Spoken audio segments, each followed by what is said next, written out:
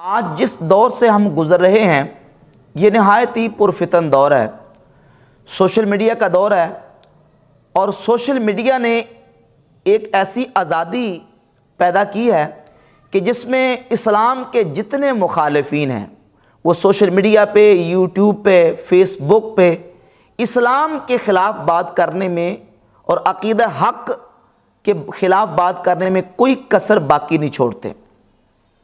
آپ عیسائی مشنریز کو دیکھ لیں، عیسائی پادریوں کو دیکھ لیں، باقاعدہ انہوں نے چینلز بنا کے اسلام کے خلاف ایک پورا محاذ کھڑا کیا ہوا۔ اسی طریقے سے ملحدین کو دیکھیں، الہادی قوت نے اسلام کے خلاف کام کرنے میں کوئی کسر باقی نہیں چھوڑی۔ ملحدین نے باقاعدہ پیجز بنا کے اور باقاعدہ سے انہوں نے اپنی آئی ڈیز اور چینلز، ویب سائٹس بنا کے اسلام کے خلاف پروپیگنڈا ایک مستقل جو ہے وہ طریقے سے شروع کیا ہوا ہے۔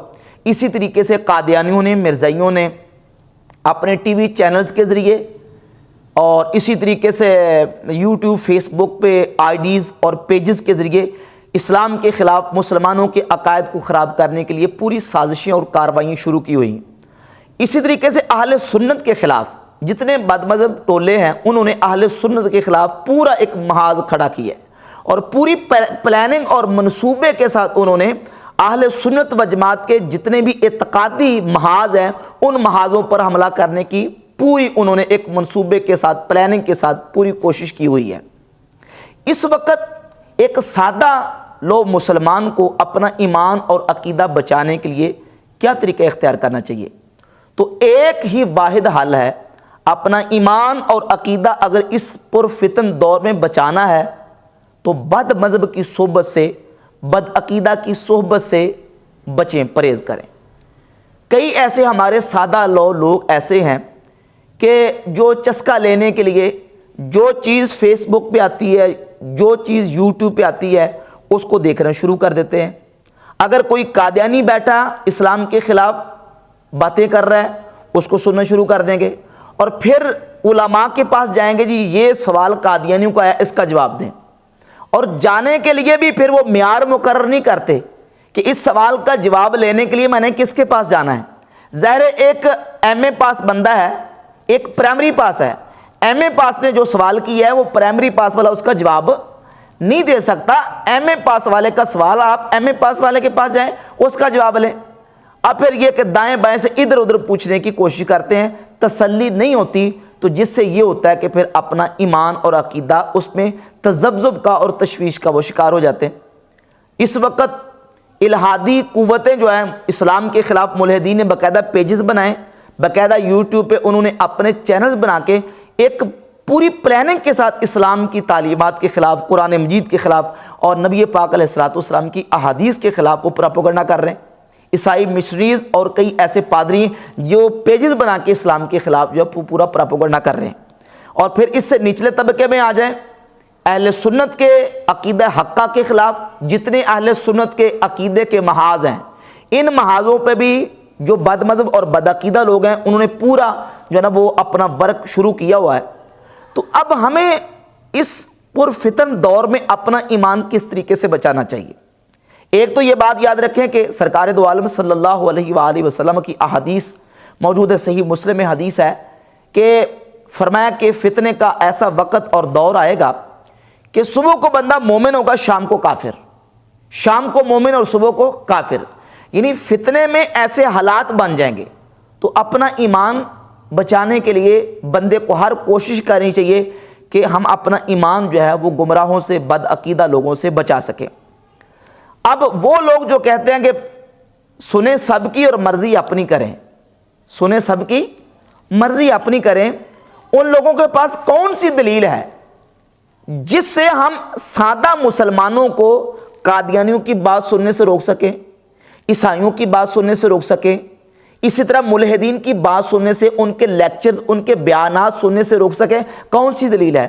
تو قرآن مجید میں وہی دلیل ہے جو اللہ رب العزت نے سورۃ الانعام میں ارشاد فرمایا۔ اللہ رب العزت ارشاد فرماتا ہے وَإِمَّا يُنْسِيَنَّكَ الشَّيْطَانُ فَلَا تَقْعُدْ بَعْدَ الذِّكْرَ مَعَ الْقَوْمِ الظَّالِمِينَ، کہ اگر تجھے شیطان بلا دے تو یاد آنے کے بعد ظالموں کے پاس مت بیٹھ۔ اب ان ظالموں سے مراد یہی نہیں ہے کہ وہ بندہ ظالم ہے جو کسی کی زمین پہ قبضہ کر لے یا کسی کا مال جو وہ اس کو غصب کر لے، بلکہ ظالم سے مراد مفسرین لکھتے ہیں دخل فیہ الکافر والفاسق والمبتدع والقعود مع کل ممتنع، اس میں ہر کافر، فاسق، ظالم وہ سارے اس ظالم میں داخل ہیں، اور ان کے پاس بیٹھنا شریعت کی طرف سے، قرآن کی طرف سے ممنوع ہے، بیٹھنا جائز نہیں ہے۔ تو یہ دلیل ہے جس کی وجہ سے ہم روکیں گے کہ ایک عام سادہ مسلمان کسی غیر مسلم کی جو اسلام کے خلاف شبہات اٹھا رہا ہے اس کی بات نہ سنے تاکہ اپنے ایمان کو بچا سکے۔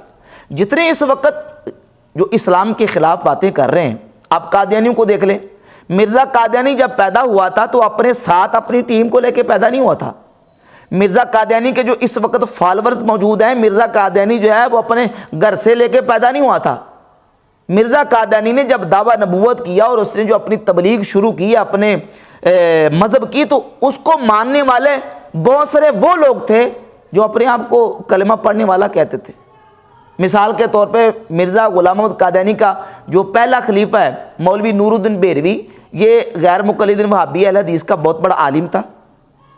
اسی طرح مرزا غلام محمد قادیانی کو جس نے دعویٰ نبوت پر ابھارا ہے مولوی عبد الکریم سیالکوٹی، اہل حدیث غیر مقلدین کا بہت بڑا عالم تھا۔ اور اس کے علاوہ مولوی برہان الدین جیلمی جو ہے وہ پوری اپنی ٹیم سمیت ہی مرزا غلام محمد قادیانی کا جا کے مرید ہو گیا اور مرزا غلام محمد قادیانی کو نبی تسلیم کر لیا اور اس کا پیروکار بن گیا۔ یہ کون لوگ تھے؟ یہ کلمہ پڑھنے والے تھے، اپنے آپ کو مسلمان یہ کہتے تھے، اب یہ پیروکار بن گئے۔ مرزا غلام محمد قادیانی یا قادیانی جو ہے وہ لوگوں کے گھروں میں آ کے نہیں کہتے لوگوں کو قادیانی ہو جاؤ۔ یہ لوگ جو قادیانی بنے ہیں، مرزائی بنے، یہ کس طرح؟ ظاہر ہے کہ اس کے جو ذرائع ہیں ان میں سے ایک ذریعہ یہ ہے کہ یا تو مرزا قادیانی کی صحبت میں جا کے بیٹھے، یا یہ ہے کہ مرزا قادیانی کا لٹریچر پڑھا، یا اس کے بیانات سنے، اس کے لیکچر سنے اور سن کے گمراہی کا شکار ہو گئے۔ آج جو لوگ سوشل میڈیا پہ الہاد کا کام کر رہے ہیں ان میں سے بہت سارے ایسے نوجوان ہیں جو یہ دعویٰ کرتے ہیں کہ ہم ایکس مسلم ہیں، پہلے ہم مسلمان تھے اب ہم ملحد ہو گئے ہیں، اپنے نام عبداللہ بتاتے ہیں، عبد الرحمن اپنا نام بتاتے ہیں، اور عبد الرحمن اپنا نام کہلوا کے رحمان کے وجود کا انکار کر رہے ہیں، اپنے آپ کو عبداللہ کہہ کے اللہ کے وجود کا انکار کر رہے ہیں۔ تو یہ لوگ جو ہیں یہ کیسے پیدا ہو رہے ہیں؟ اسی طریقے سے جتنے بھی آپ بد مذہب لوگ اب پیدا ہو رہے ہیں وہ کہاں سے آ رہے ہیں اور کس طرح پیدا ہو رہے ہیں؟ ان کے بننے کی اور پیدا ہونے کی وجہ یہ ہے کہ انہوں نے یا تو کسی بد مذہب کی صحبت اختیار کی ہے، کسی کا لیکچر سنا، کسی کا بیان سنا، کسی کا لٹریچر پڑھا، کسی کی صحبت اختیار کی، تو یہ ہے کہ وہ بد مذہبی کا شکار ہو گئے۔ کیونکہ صحبت جو ہے یہ وہ ایسی چیز ہے جس سے انسان کے عقیدے اور ایمان میں تبدیلی واقع ہو سکتی ہے۔ اس لیے تو مولانا روم رحمۃ اللہ علیہ نے فرمایا کہ تا توانی دور شو از یار بد، یار بد بدتر بوت از مارے بد، جہاں تک ہو سکے برے یار سے بچ کے رہ، برا یار زہریلے سانپ سے برا ہے۔ فرماتے ہیں یار بد مارے بد تنہا ہمیں بر جان زند، و یار بد بجانو ایمان زند، زہریلا سانپ لڑے گا صرف تیری جان جائے گی، برا یار تیرا ایمان برباد کر دے گا، اور ایمان سے بڑھ کر کوئی چیز نہیں ہے۔ تو ایک سادہ مسلمان کو اپنا ایمان بچانے کے لیے اس کے پاس ایک ہی راستہ ہے، وہ یہ کہ بد مذہبوں کی صحبت سے بچے۔ سرکار دو عالم صلی اللہ تعالیٰ علیہ وسلم نے بھی یہی تعلیم ارشاد فرمائی۔ صحیح بخاری میں 4547 نمبر حدیث ہے، نبی پاک علیہ السلام نے سورہ آل عمران کی آیت نمبر 7 تلاوت کی جس میں متشابہات اور محکمات کا ذکر ہے، اور ارشاد فرمایا کہ فَإِذَا رَأَيْتُمُ الَّذِينَ يَتَّبِعُونَ مَا تَشَابَهَ مِنْهُ، جب تم ایسے لوگوں کو دیکھو جو متشابہات کی پیروی کرنے والے ہیں، قرآن کی متشابہات کے پیچھے چلنے والے ہیں، فَأُولَئِكَ الَّذِينَ سَمَّ اللَّهُ، یہی وہ لوگ ہیں جن کو اللہ نے جن کا ذکر اس آیت میں کیا ہے، فَاحْذَرُوهُمْ، پس تم ان سے بچو، تم ان سے بچو۔ آپ اپنے آپ کو مسلمان بھی کہیں گے، قرآن بھی پڑھیں گے، لیکن قرآن کی متشابہات کے پیچھے چلیں گے تو نبی پاک علیہ السلام فرماتے ہیں تم ان سے بچو۔ صحیح بخاری 4547، صحیح مسلم 1126 نمبر حدیث ہے۔ اب حضور نے بچنے کا حکم دیا، اب بچنے میں ساری چیزیں شامل ہیں، یعنی فاحذروہم، ان سے بچو، ان کی گفتگو نہ سنو، ان کا لیکچر نہ سنو، ان کی بات نہ سنو، ان کی صحبت اختیار نہ کرو۔ کیوں؟ اس لیے کہ وہ تمہیں گمراہ کریں گے۔ اور جو صحیح مسلم کی حدیث ہے اس میں تو واضح طور پہ وجہ بھی بیان کر دی بچنے کی کہ تم نے کیوں بچنا ہے۔ صحیح مسلم کی حدیث نمبر 16 ہے، سرکار دو عالم صلی اللہ علیہ وسلم نے فرمایا کہ ایسے لوگ آئیں گے جھوٹے، دجال اور کذاب، کہ تمہارے سامنے ایسی احادیث بیان کریں گے جو تم نے اور تمہارے آباء و اجداد نے کبھی سنی نہ ہوگی۔ تو ایسے لوگ جب آئیں تم نے کیا کرنا ہے؟ فَإِيَّاكُمْ وَإِيَّاهُمْ، پس تم ان سے بچو، وَإِيَّاهُمْ، اور اپنے آپ کو ان سے الگ رکھو، ان سے دور بھاگو۔ کیوں؟ لا يُضِلُّونَكُمْ وَلَا يَفْتِنُونَكُمْ، کہیں وہ تمہیں گمراہ نہ کر دیں، کہیں وہ تمہیں فتنے میں مبتلا نہ کر دیں۔ اب تم نے ان سے بچنا ہے، اپنے آپ کو ان سے الگ رکھنا ہے۔ کیوں الگ رکھنا ہے؟ ان کی بات نہیں سننی کہ تمہیں گمراہ نہ کر دیں، کہیں وہ تمہیں فتنے میں مبتلا نہ کر دیں۔ اب اس حدیث کا مصداق وہ لوگ بھی ہیں جو جھوٹی حدیثیں لوگوں کے سامنے بیان کریں گے، گڑ گڑ کے حدیث بیان کریں گے، اور وہ بھی لوگ اسی حدیث کا مصداق ہے جو حدیث تو بیان کریں گے، حدیث تو کتاب میں ہوگی، لیکن بریکٹیں لگا لگا کے، تحریف کر کر کے، مانوی تحریف کر کے تمہارے سامنے بیان کریں گے۔ تو تم نے کیا کرنا ہے؟ ان سے بچ کے رہنا، کہیں وہ تمہیں گمراہ نہ کر دیں، کہیں وہ تمہیں فتنے میں مبتلا نہ کر دیں۔ امام محمد بن سیرین رحمۃ اللہ علیہ بہت بڑے تابعی صحابہ کرام رضی اللہ تعالیٰ عنہ کے شاگرد ہیں۔ ان کا وہ جو عمل ہے کہ ان کے سامنے ایک بد عقیدہ اور بد مذہب لوگ آئے تھے اور انہوں نے ان سے احادیث نہیں سنی تھی اور کہا میں قرآن کی آیت بھی نہیں سنوں گا، اس کی وجہ بھی یہ ہے۔